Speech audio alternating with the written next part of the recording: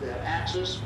Or during the first part of World War II, the Germans, the Italians, and Japanese signed what's called a tripod pact, and it became known as the Axis. The Allies were the British, the Americans, the French, the Chinese, and even people from South Africa, even some of the South American and Canada countries. What we have here on the beach, we have flak guns. They'll be shooting at the aircraft as they come over. Right now you see flying over is a B-17 bomber. That's one of the primary bombers, heavy bombers during World War II. Also, you can see a B-25 bomber. Oh, I can't get it.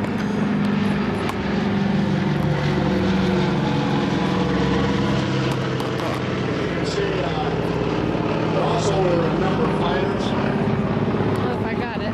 We have fighter cover too.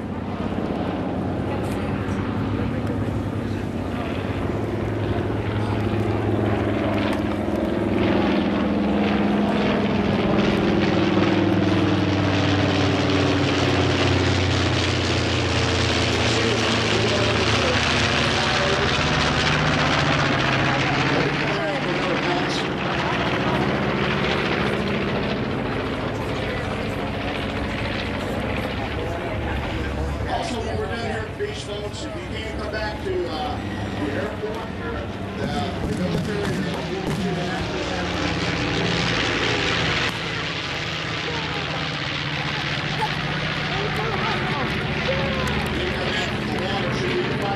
what they will do, they will bomb straight to the beach, trying to take out any and all Axis military installations.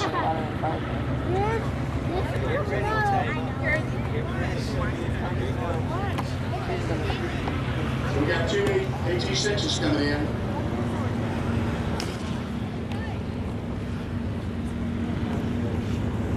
Looks like one of them's taking a hit. See the smoke trailing?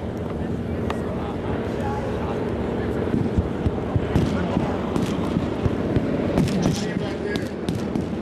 Strafing the machine gun parts. Machine gun parts.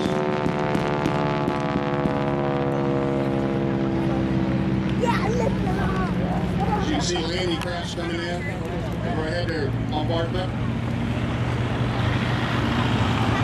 The Allies probably think that most of the beach installations have been taken out, so they think they're going to have a pretty easy time of it. But actually, during the invasion of Sicily, the Axis were the ones who let them go. Little did they know that the main Axis force would be waiting on to attack.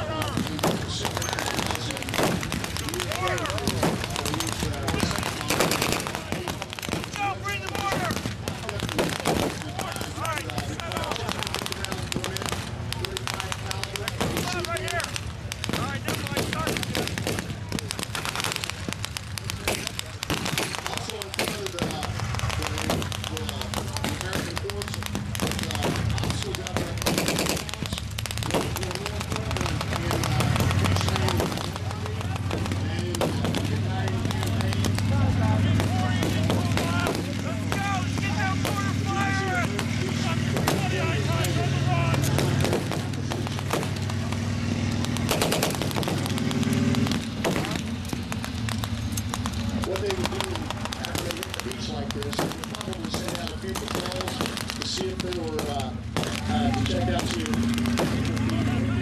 see,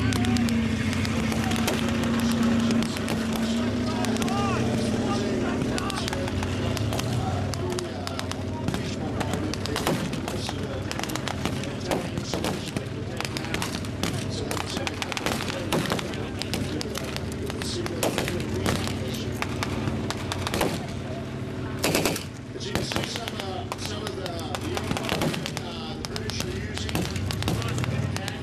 They're summer dressed with the tin helmets. The American GIs in the Italian campaign or the Mediterranean campaign wore, some of them, they thought it would be cold, they wore wools. Others wore what's called HBT or Harrington wool. The standard helmet for the American GIs.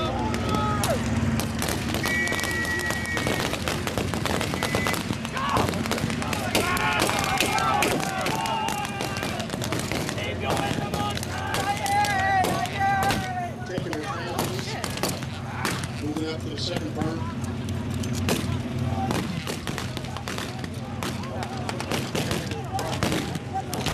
As I said before, you see British wall. They would use this in support of the troops. Also, there would be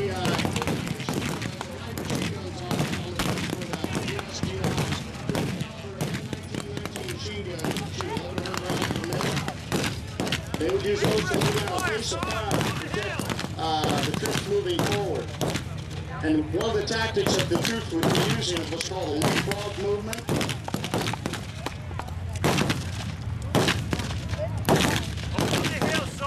Right now the British and the Americans are not getting very much opposition to the Italians or the Germans. So virtually they're almost going in, which that's actually what happened with the Sicily campaign. The Axis let them come on the beach unopposed. Virtually walked in. You can see the Germans are attacked here. Just a few of the Italians.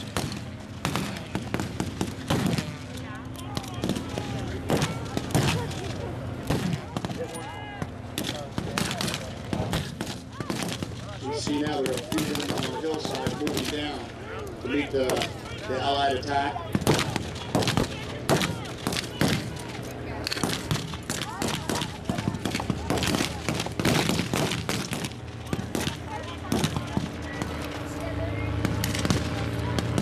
Also, another gun that was used during World War II was the M3A1 Grease gun.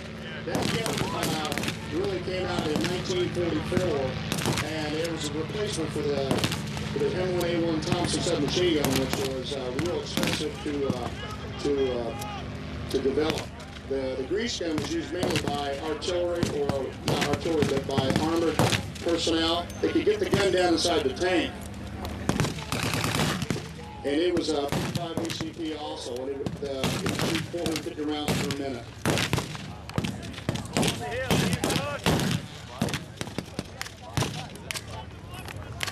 Looks like the Germans and the Italians are lulling the Americans and the British, lulling them or putting them to sleep, giving them a sense of false security.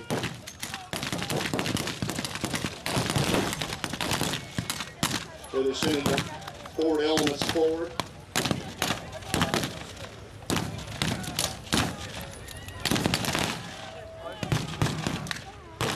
Cakewalks on.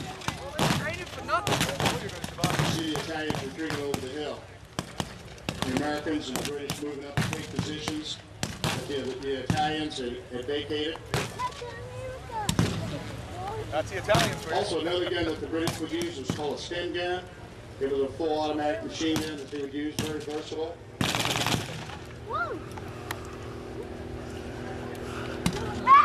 Gentleman on the sand berm right there, that's what he's carrying. He's got what's called a stem gun.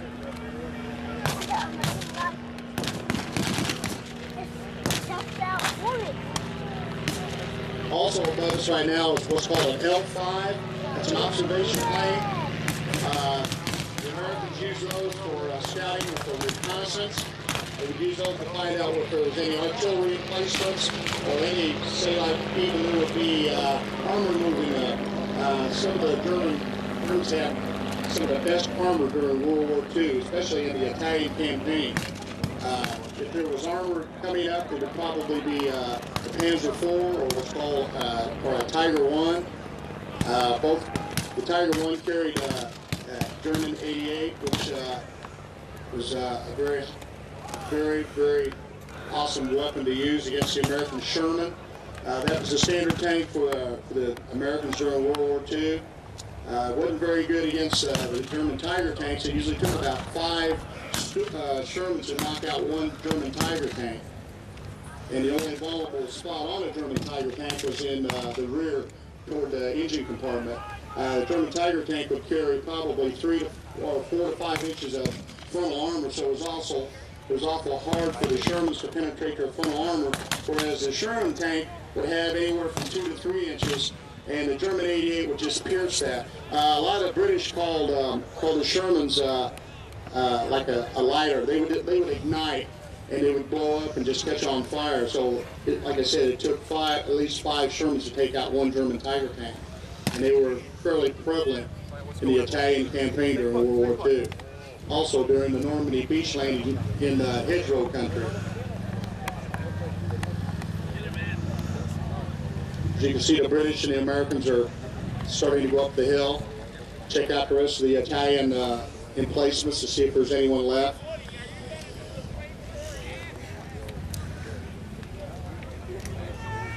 The commanding general in the Italian campaign, other than Patton, was General Monk Clark.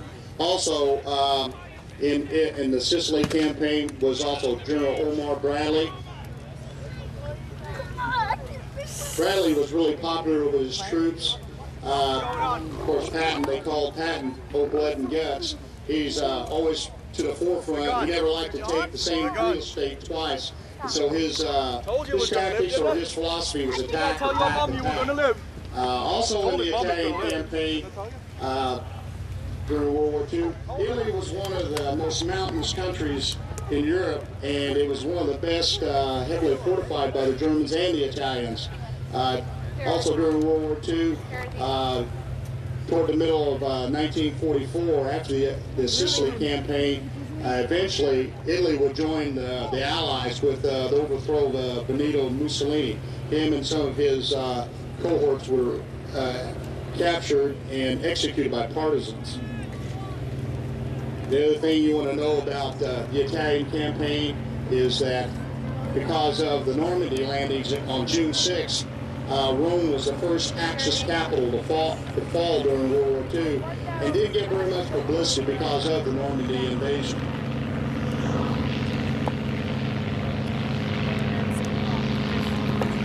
So you see now the second wave's getting ready to come in. They'll hit the beach, and they'll back up the first wave. The first wave's holding their position on the crest of the hill. Now we're having a small German counterattack. Well, it looks like it's a full German counterattack. And that's exactly what we did on the Sicily campaign.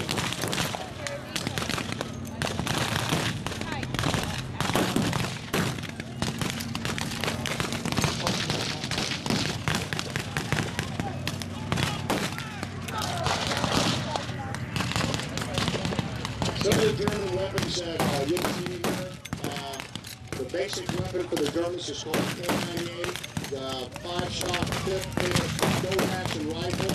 That was the mainstay of the German army during World War II. Also, the Germans employed what's called the quick gun or a sniper. That's their 30-shot clip machine gun phase. I see none of the German troops will have those.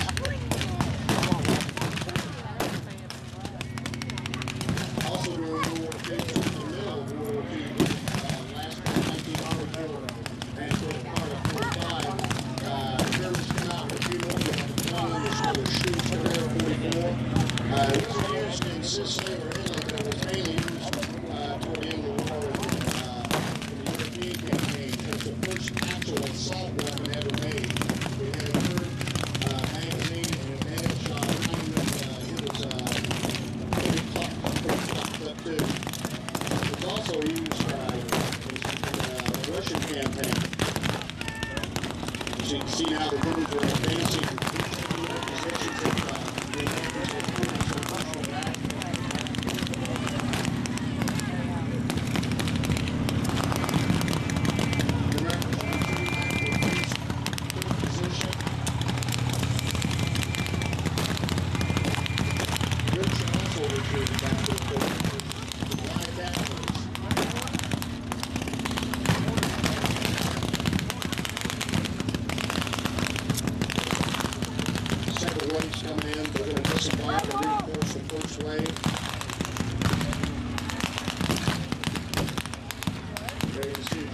British mortar going off again. Actually, it was a mortar stupid. The mortar field there to the right side of the beach.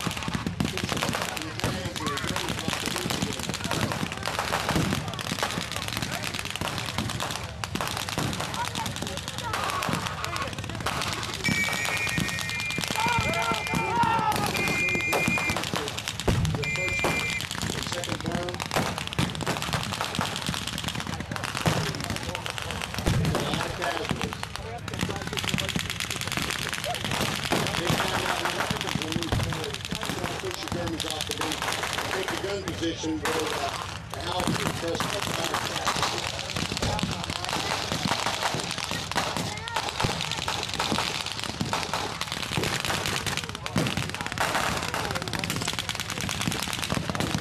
like I said before, Captain and Montgomery had a rivalry.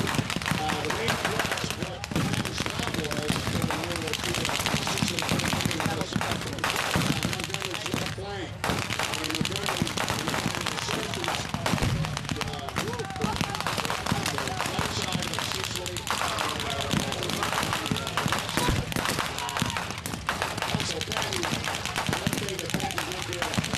Campaign was not supposed to take forever, and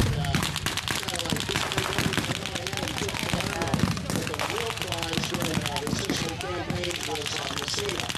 That would be the last battle on the island of Sicily before the American troops would start their invasion of the Italian mainland.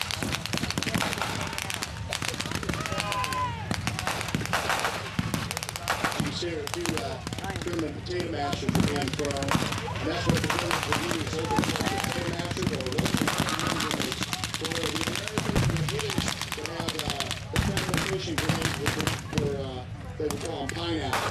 Put it in for like 5 seconds before it would explode.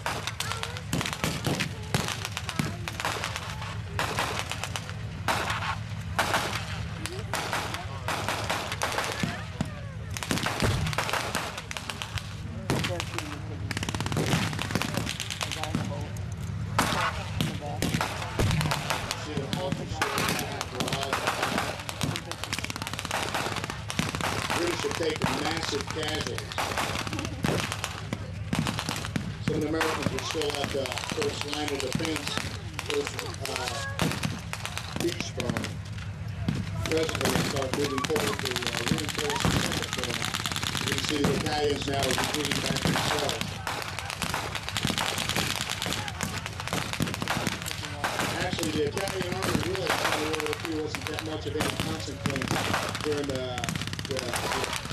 basically all the Italian campaign. They're also, the Italian troops were also more North Africa. And they also, what they did too, they went on the invasion of Ethiopia in the 1930s, which was the first part of World War II.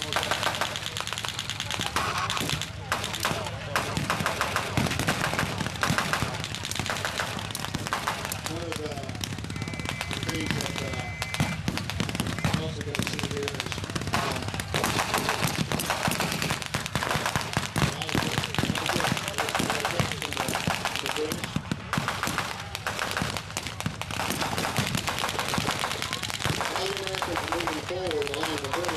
take the gun station here in front of it, off the rail. We're going to try to push that off the rail.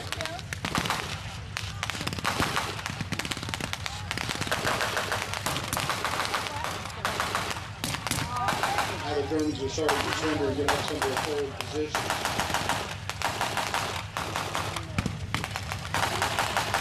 Germans still command the high ground up on top of the hill. And that is to their advantage. They can keep up what's going on the platform, the beach there.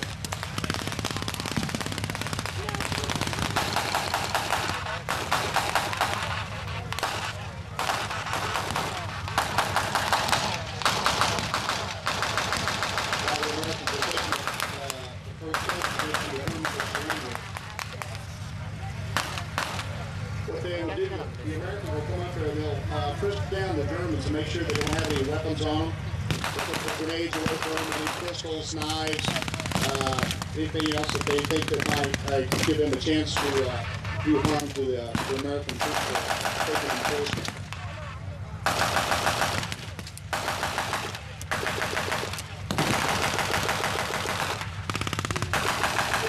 You can see right now the landing craft who's firing a 50 caliber machine gun.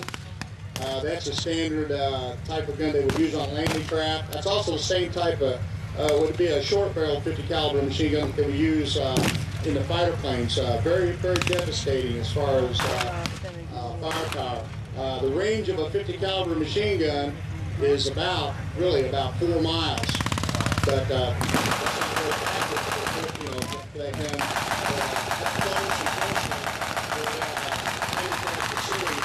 break that whole beach and probably would decimate the whole gun position out there with the 50 caliber. That's also what you would find on the top of the Sherman tank. A lot of tankers that use that 50 caliber to break buildings and gun positions other than their 75 millimeter on the main gun of the tank.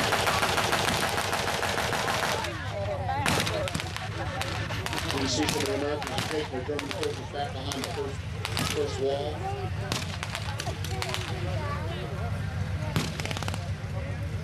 The British have also captured some too. They'll take them down to the beach.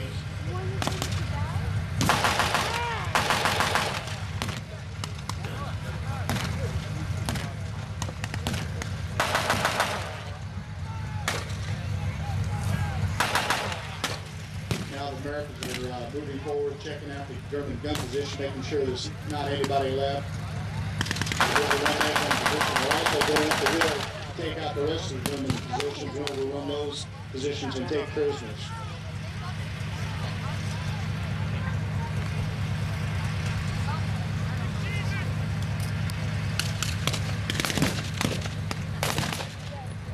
Still a few of the Italians are firing back.